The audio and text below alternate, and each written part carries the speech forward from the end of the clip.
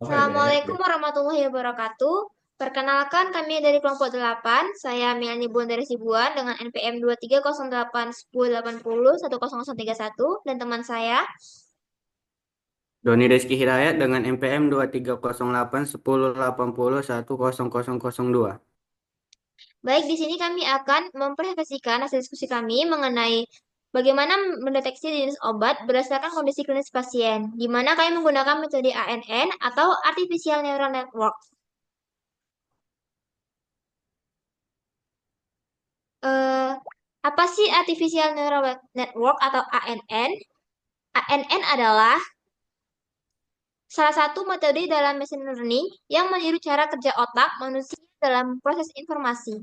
ANN terdiri dari kumpulan node atau neuron buatan yang saling terhubung dan bekerja dalam lapisan-lapisan untuk mengenali pola, mempelajari hubungan kompleks, serta membuat prediksi dari data. Biasanya digunakan dalam bidang seperti mendeteksi penyakit, pengenalan wajah dan suara, prediksi cuaca dan pasar, dan analisis data medis dan ekonomi. Oke, next. Selanjutnya, di sini kami menggunakan kasus drugs prediction, di mana data ini eh, berisi informasi tentang kondisi pasien saat mereka mengkonsumsi obat tertentu. Tujuan dari data ini adalah untuk membantu membangun model prediksi yang bisa merekomendasikan obat yang paling sesuai berdasarkan kondisi klinis. Di mana kami menggunakan 6 variabel utama. Yang pertama yaitu usia, jenis kelamin, tekanan darah, kadar kolesterol, rasio natrium terhadap kalium dalam darah, dan jenis obat yang digunakan. Langkah-langkah dalam menyusun model yang akan kami buat, yang pertama ada import library yang diperlukan. Kedua ada pemanggilan dan informasi data. Ketiga ada memvisualisasikan data. Keempat ada membuat heat map. Lalu kelima ada split dataset menjadi data latih dan uji. Yang keenam ada membuat model sequential dengan LSTM, batch normalization, dropout, dan dance. Terus yang ke tujuh ada visualisasi loss and accuracy. Yang terakhir adalah evaluasi. Di sini kami mengimport library.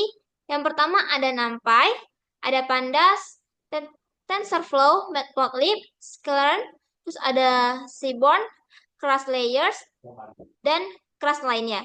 Kami mengimport library ini untuk bagaimana agar datanya lebih mudah dianalisis. Kemudian model deep learning yang dibangun yang menggunakan import kelas itu akan lebih mudah dipahami. Next ada pemanggilan data, informasi data. Di sini kami menggunakan format CSV. Berikut adalah 5 data teratas dari data kami yang berisikan umur, jenis kelamin, BP, kolesterol, NaTOK, dan jenis obat yang digunakan. Informasi data, yang pertama, dapat dilihat bahwa pada data tidak ada yang namanya missing value, sehingga data bisa langsung digunakan tanpa harus melakukan cleansing data. Selanjutnya akan Baiklah, dilanjutkan oleh Doni. selanjutnya adalah visualisasi data. Kali ini kami memvisualisasikan variabel target yaitu variabel drugs, di mana pada variabel ini terdapat 5 kategori, di mana sebagian besarnya diisi oleh drug Y, yakni sekitar 80-an data data pasien, kemudian disusul oleh variabel drug X, dan disusul dengan 3 variabel lainnya, yaitu drug A, drug B, dan drug C. Next.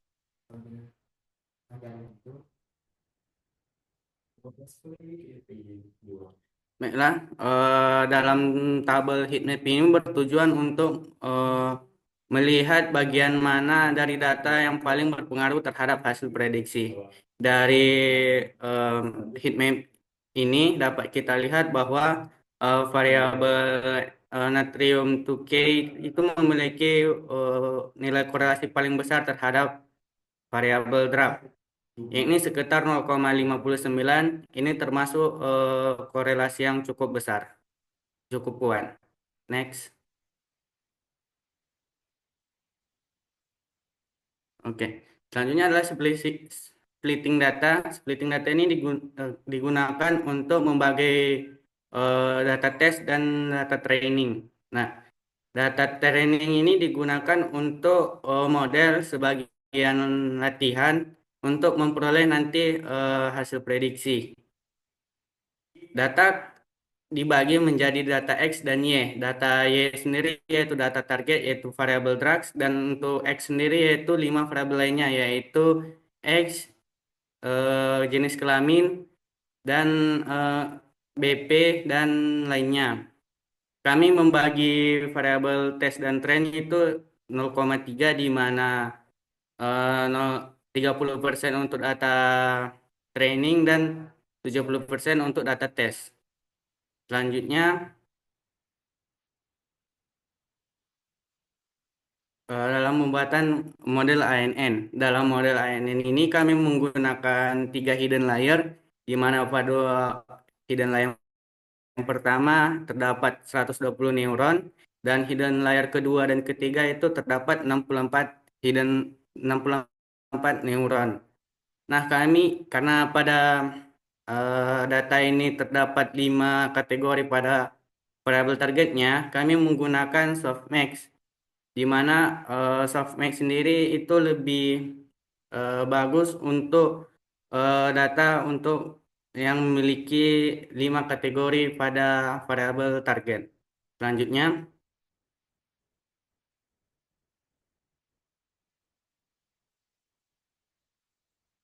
di sini dapat kita lihat bahwa pada visualisasi loss accuracy dan trend accuracy itu di mana di awal pelatihan akurasi model baik dengan cepat, belajar dengan cepat. Setelah sekitar 20 kali pelatihan, akurasi pada data latih hampir sempurna, dan akurasi pada data validasi tetap tinggi dan stabil. Perbedaannya tidak terlalu besar, jadi model bisa bekerja baik dan data baru tanpa terlalu menghafal data latih. Dalam eh, gambar ini dapat kita lihat bahwa eh, garis trend accuracy dan validasinya tidak terlalu jauh. Ini menandakan bahwa tidak terlalu besar model untuk terlalu belajar terhadap data latih. Selanjutnya,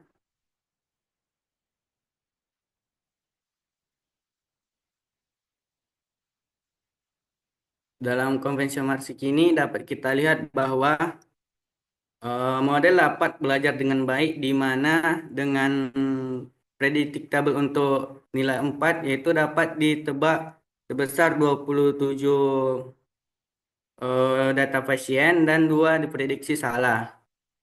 Dan begitu juga untuk selanjutnya, sehingga dapat kita peroleh bahwa nilai akurasi pada model ini yaitu 0,95%.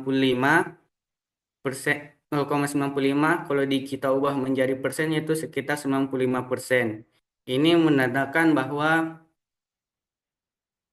model cukup baik untuk memprediksi data baru. Next.